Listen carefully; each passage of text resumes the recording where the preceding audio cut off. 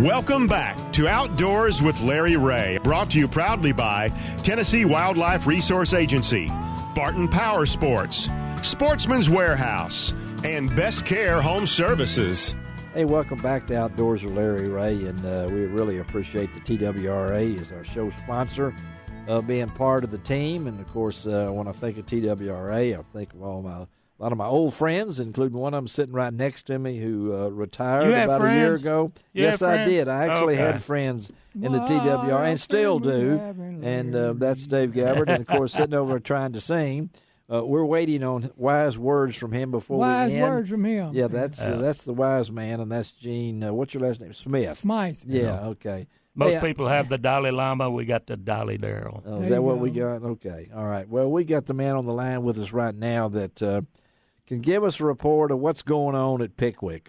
We have seen videos, we have seen photographs, and things along that line, but it's good always to talk to Cleggett Talley, who not only operates with a store that sells firearms and things along that line. I think he might be in Florence today. I'm not really sure, but also knows the river is about as well as anyone except maybe Lou Williams, and Lou knows more than I've ever forgotten to talking about it. But good morning, Cleggett. Hey, how's it going? We're doing great. Okay, now tell us from someone who has been on site and seen what the floodwaters are at Pickwick. Give us your take on what it looks like, and have you ever seen anything like this before? You know, driving around this morning, everything looks familiar. I was looking at it this morning, and I've seen it kind of close, I guess, to where it is now, even though if it's a few feet difference, who knows? You know, it just kind of looks familiar. Yeah. Some older floods. But, of course, a few days ago, when it first started, the highest point, it looked, I guess we've never seen it that high. And it's kind of hard to gauge right now because I can't get below the dam that got it blocked off, so I really don't know how high it is other than seeing some aerial photographs. And then, there's a lot of people in this area that's getting out in flat-bottom boats going to rescue people and watching their videos on Facebook. Amazing. And seeing some familiar places just from watching their videos that we fish. And, of course, it's, what we're seeing is houses that you see from the bank that are generally, much the bank's way above your head, and then there's these houses down the waters in these people's houses, and they're going around kind of helping them with stuff or even rescuing the people. So, of course, I've never seen that. I never have that kind of view if it got, at this point. It's crazy. Yeah. But the lake side right now, it looks, it's just high. It just looks like it does sometimes. It looks high and kind of, a lot of brush along the boat ramp and stuff like that, which is not that crazy looking compared to sometimes. But of course, the water's running like nuts. And I know we'll be in this. And I got to ask you, being the son of a farmer, a park ranger, your dad was at Pickwick. Did you ever hear stories from him about high water like this when you were growing up? I'm sure. Yeah, my dad, Fred Talley, he lived there, longer than I. He's been there longer than I have, of course. But really, I don't know if it's anything worse than it is now. We just would always, our conversations usually involve when the water gets high like this, you go behind the islands and flip in the buckbrush back there. Because I would always ask him on Pickwick. I never did a lot of flipping, and I was like, nobody flips around here. Is there even ever any reason to? He said, well, when the water gets high, there's a buckbrush behind the islands. We go back there and flip in, and that's usually when I'd like to take advantage of the high water. I'd go back there. But we didn't have, and Dave and Gene will agree. Social media now, we got instant news. Oh, yeah. I mean, how old are you, Cleggett? I'm 44 now. All right, 44. Mm-hmm. So, before social media, we had to rely on newscasters or somebody on the scene with a camera there, and they're looking at them, But now with social media, it's instant.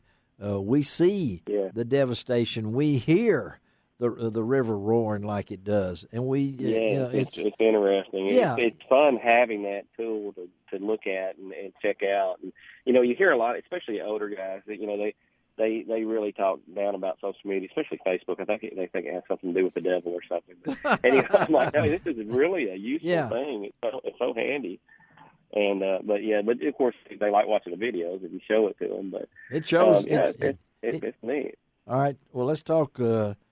I know sauger fishing's gone. We've already wiped it off now. Yeah, that's not that maybe it was ever here, but right. So right. what do you think this is going to have to do with fishing later on? What's going to come out of this? I think when people start just getting back on the lake while the water's still high, obviously, you're going to get on.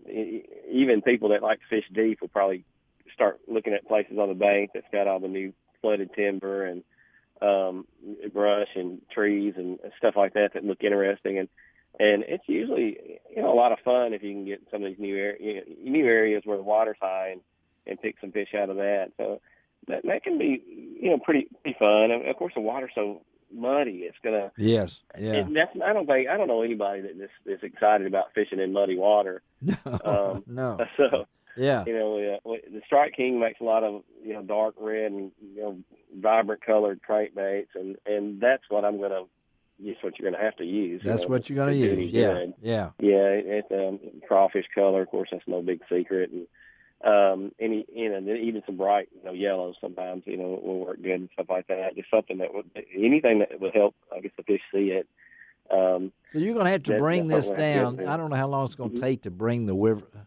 Jay, how long does it take? I mean, we have something like this. We're talking about 2 weeks. We're talking about. It all depends on the flows on what's coming down from north. The Ohio. Yes. What they can discharge. Yeah.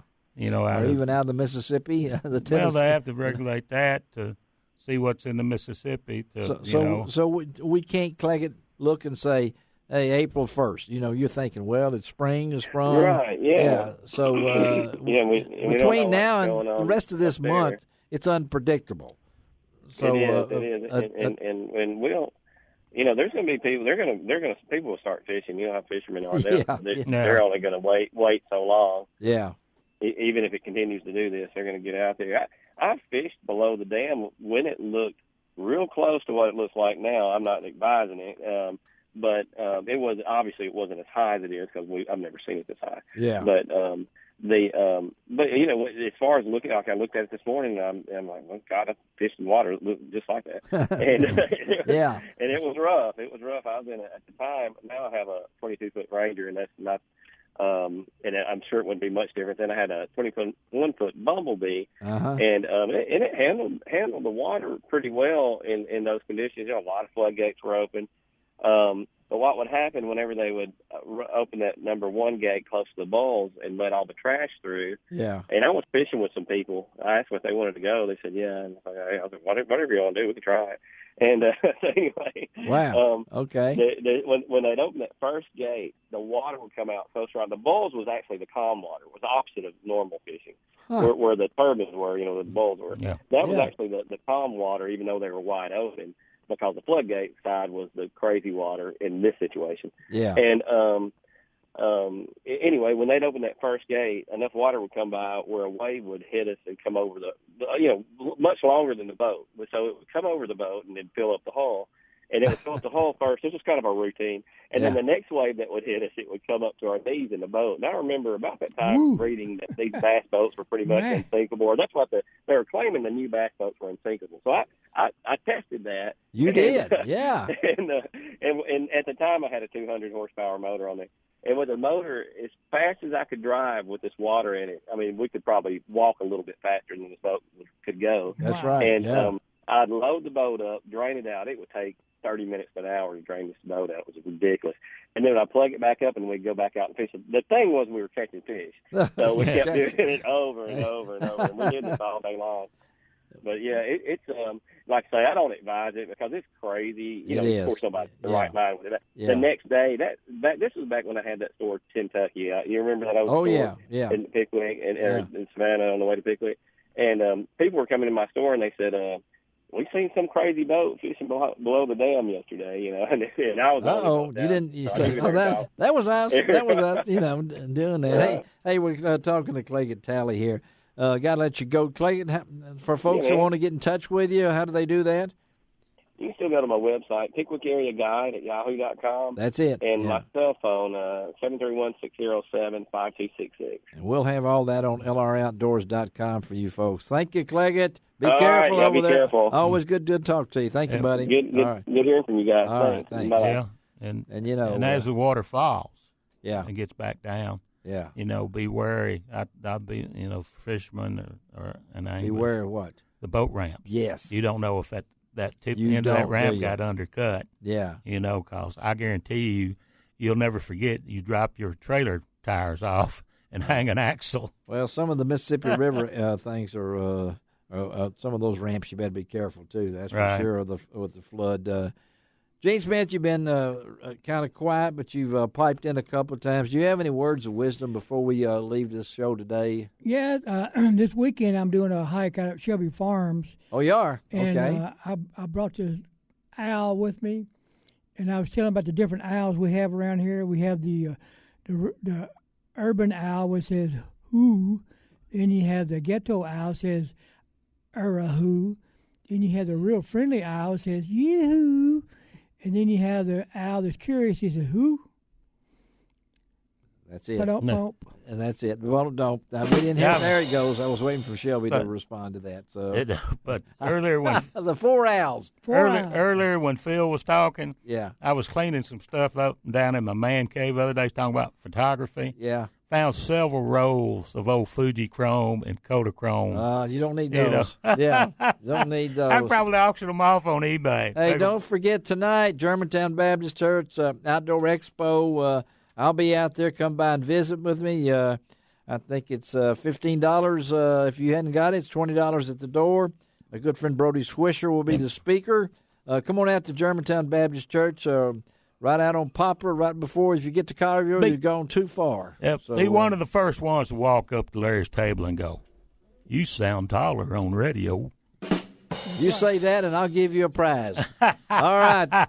Thank you, Shelby McCall, for taking care of us, Dave Gabbert, and Gene Smith. Yes, Thank sir. you. I'm thinking about those 4 owls. Next week, Bassmaster Classic Show. You don't want to miss it. Ron Wong's got all those guests lined up. That'll be the Bassmaster Classic. And where's the Classic going to be this year? In Knoxville, Tennessee. Oh, wow. Woo, man, Vol Country and everything. This is Larry Ray. Remind you, I do each and every week. It doesn't cost an extra cent to be a good sport. And what? God bless the USA.